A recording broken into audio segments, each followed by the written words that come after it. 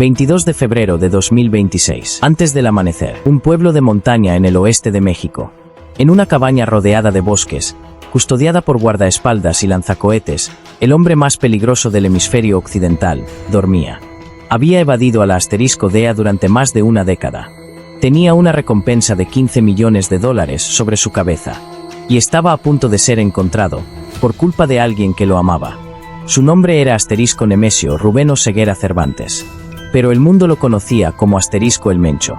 Nacido en la pobreza en el estado mexicano de Michoacán, una tierra de huertos de aguacate, gallos de pelea y linajes del narcotráfico, nadie habría predicho que algún día este hombre sería comparado con Asterisco el Chapo Guzmán. El exjefe de operaciones internacionales de la DEA, Asterisco Mike Vigil, lo dijo sin rodeos, y cito: Asterisco, estamos hablando de alguien casi al mismo nivel que el Chapo Guzmán. Asterisco. Pero esto es lo que la mayoría no sabe. El Mencho no empezó como jefe de un cártel. Empezó como policía. Así es. Antes de dirigir una de las organizaciones criminales más militarizadas del planeta, Nemesio Oseguera llevaba una placa. Y esa placa le enseñó algo que lo haría casi imposible de atrapar. Entendía exactamente cómo el gobierno cazaba a hombres como él. Pero para entender cómo la traición de una pareja lo llevó a su caída, primero hay que entender cómo pasó de ser un policía mexicano sin dinero a comandar un ejército con lanzacohetes. Quédate conmigo. En la década de 1980, el Mencho hizo algo audaz. Cruzó ilegalmente la frontera de Estados Unidos y se estableció en California. Trabajó. Se mantuvo bajo perfil. Y luego lo atraparon. Arrestado por cargos de drogas. Deportado a México. Volvió de todos modos. Arrestado otra vez en 1992. Cumplió 3 años en una prisión federal estadounidense. Deportado nuevamente. Esta vez, no se molestó en regresar a Estados Unidos. Porque México tenía algo mejor esperándolo: oportunidad. Se puso a trabajar para Asterisco Ignacio Nacho Coronel, un poderoso jefe del Asterisco Cártel de Sinaloa que operaba desde Jalisco. Era inteligente, leal y despiadado. Y aprendió todo. Cuando fuerzas militares mexicanas mataron a Nacho Coronel en 2010, la mayor parte de su red colapsó. El Mencho vio un vacío. Y lo llenó. Alrededor de 2009, cofundó el Asterisco Cártel Jalisco Nueva Generación, el CJNG. Al principio se hacían llamar los Matazetas, los asesinos de zetas. Toda su identidad se construyó sobre una violencia tan extrema que haría estremecer incluso a criminales curtidos. Y funcionó. En menos de una década, este hombre pasó de ser un convicto deportado a comandar drones, lanzacohetes y un cártel que operaba en más de 20 países. Pero la pregunta que nadie podía responder era: ¿dónde estaba? La respuesta, resultó, estaba sentada justo a su lado. A mediados de la década de 2010, el CJNG ya no era solo un cártel. Era una corporación del terror. Se expandió usando un modelo de franquicias. Pandillas locales en todo México juraban lealtad a El Mencho a cambio de armas, producto y protección. El CJNG ya estaba activo en más de 20 estados mexicanos, con tentáculos que llegaban a Ecuador, Colombia, Europa y el sudeste asiático. ¿Y el fentanilo? Esa fue la obra maestra de El Mencho. La propia secretaria de prensa de la Casa Blanca confirmó que era uno de los principales traficantes de fentanilo hacia Estados Unidos. La misma droga que hoy mata a decenas de miles de estadounidenses cada año. Entre 2015 y 2019, la tasa nacional de homicidios en México casi se duplicó. ¿Esa explosión de muerte? Lleva las huellas del CJNG. El gobierno de Estados Unidos elevó su recompensa de 5 a 10 millones. Luego, en diciembre de 2024, a $15 millones. La mayor recompensa en la historia del programa de recompensas por narcóticos. Y aún así, nadie podía encontrarlo. Se movía constantemente. Confiaba en casi nadie. Su círculo íntimo era diminuto. Y tenía una ventaja más: su matrimonio. Su esposa, Rosalinda González Valencia, no era solo una esposa de capo. Fue la razón por la que el Mencho tuvo poder en primer lugar.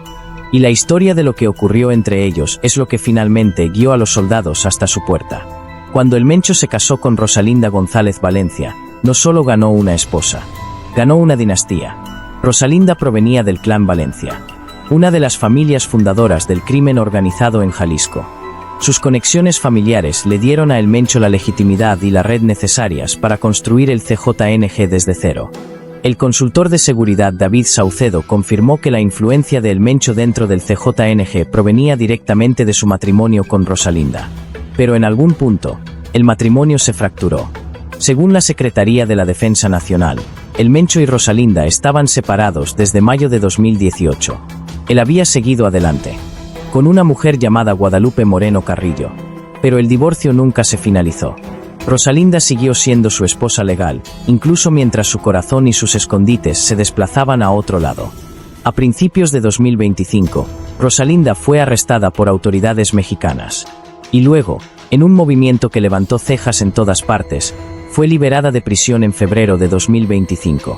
¿Por qué fue liberada? ¿Qué entregó a cambio? Oficialmente, nada ha sido confirmado. Pero la línea de tiempo que sigue es muy interesante. Porque apenas días después de que Rosalinda quedó libre, el hermano de El Mencho fue arrestado. Su yerno estaba en una prisión estadounidense. Su hijo fue condenado a cadena perpetua. Todo su círculo íntimo se estaba derrumbando. Y entonces cayó la inteligencia. Inteligencia vinculada directamente a un asociado cercano de una de las parejas sentimentales de El Mencho. La trampa se estaba cerrando. Aquí es donde la historia se vuelve fría.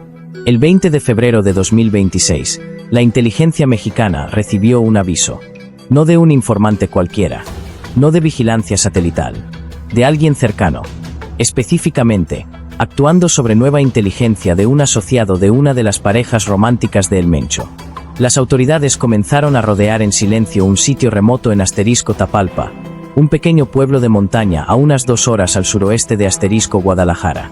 Calles empedradas. Bosques de pinos. El último lugar donde buscarías al narcotraficante más buscado del mundo. Pero ahí estaba. Fuerzas especiales tomaron posiciones. Unidades de la Guardia Nacional sellaron los caminos. Aeronaves militares sobrevolaban la zona. Y antes del amanecer del 22 de febrero, avanzaron. Los sicarios abrieron fuego de inmediato. Fue un caos. El Mencho y sus guardaespaldas huyeron más adentro del complejo, hacia una cabaña en el bosque. Estalló un segundo enfrentamiento. Cuando el humo se disipó, los soldados encontraron a El Mencho. Herido. Vivo. Fue evacuado por aire. Subido a un helicóptero rumbo a Ciudad de México. Y en algún punto en el aire, sobre el oeste de México, Nemesio Rubén Oseguera Cervantes murió. Pero la historia no termina con su muerte. Porque en cuestión de horas, México estaba en llamas. Literalmente. Y lo que ocurrió en las siguientes 24 horas conmocionó al mundo entero. El CJNG no guardó luto en silencio. En horas, sus operadores lanzaron una ola coordinada de terror en 20 de los 32 estados de México. Autobuses, taxis y autos incendiados. Carreteras bloqueadas con barricadas en llamas. Hombres armados patrullando las calles de Guadalajara, la segunda ciudad más grande del país, convirtiéndola en una ciudad fantasma. En Puerto Vallarta, un destino turístico donde los visitantes beben margaritas frente al mar, turistas se refugiaron en sus hoteles escuchando explosiones afuera. La Embajada de Estados Unidos emitió alertas de refugio en sitio para estadounidenses en 5 estados. Aerolíneas cancelaron decenas de vuelos. El aeropuerto de Guadalajara, el tercero más concurrido de México, quedó paralizado. El lugarteniente de El Mencho, conocido como el Tuli, ordenó matar a cualquier miembro del ejército que encontraran, ofreciendo una recompensa de 20,000 pesos por soldado. 25 miembros de la Guardia Nacional murieron solo en Jalisco. En menos de 24 horas, una sola muerte había paralizado a una nación de 130 millones de personas. Y el Tuli. Las fuerzas mexicanas lo rastrearon ese mismo día. Intentó huir. No lo logró. Pero aquí está la pregunta de la que nadie habla. ¿México es realmente más seguro ahora? ¿O matar a El Mencho solo encendió la mecha de algo aún más peligroso? Porque la historia tiene una respuesta muy oscura. México ya ha estado aquí antes. Cuando el Chapo fue capturado, el cártel de Sinaloa no desapareció. Se fracturó. Y los cárteles fragmentados suelen ser más violentos, más caóticos y más difíciles de controlar que los unificados. El número de organizaciones criminales involucradas en al menos una muerte en México pasó de solo 2 de enero de 2005 a 23 de enero de 2023. Así es como se ve ganar la guerra contra las drogas. El hijo de El Mencho cumple cadena perpetua en una prisión estadounidense. Su sucesor debía ser su hijastro, Juan Carlos Valencia, pero la estructura de poder es incierta, frágil y hambrienta de desafío. El modelo de franquicias del CJNG significa que hay decenas de líderes regionales que ahora se ven a sí mismos como el próximo jefe. Y cada uno está a punto de presentar su candidatura. Con balas. Como dijo un analista, el narcotráfico es un mercado increíblemente dinámico. Siempre habrá alguien dispuesto a tomar el control. Y Guadalajara, la ciudad de El Mencho, está a punto de albergar partidos de la asterisco Copa Mundial de la FIFA 2026 en pocos meses. Se esperan 3 millones de visitantes. El gobierno mexicano enfrenta ahora el desafío de seguridad más delicado de su historia moderna. Pero volvamos al principio. A la mujer. A la traición. Porque haya sido su esposa, su novia, o alguien en medio, el narco más poderoso del mundo fue encontrado no por satélites ni por programas de inteligencia de miles de millones de dólares. Fue encontrado porque alguien que sabía dónde dormía decidió que ya no valía la pena protegerlo. Nemesio Rubén Oseguera Cervantes pasó 30 años construyendo un imperio criminal sobre el miedo, la lealtad y la sangre. Superó a la DEA. Sobrevivió a El Chapo. Hizo que el gobierno mexicano pareciera impotente durante más de una década. Al final, no cayó por un supersoldado, ni por un ataque con drones, ni por una operación de inteligencia multimillonaria. Cayó por la intimidad. Por alguien lo suficientemente cercano como para saber dónde se escondía. Alguien que, por la razón que fuera, dinero, supervivencia, venganza o algo que quizá nunca sabremos, hizo una llamada. Y así, el hombre más buscado del hemisferio occidental se desangró en un helicóptero militar sobre las montañas de Jalisco. El cártel sigue vivo. Las drogas seguirán fluyendo. Un nuevo jefe emergerá de las sombras. Pero el Mencho se fue.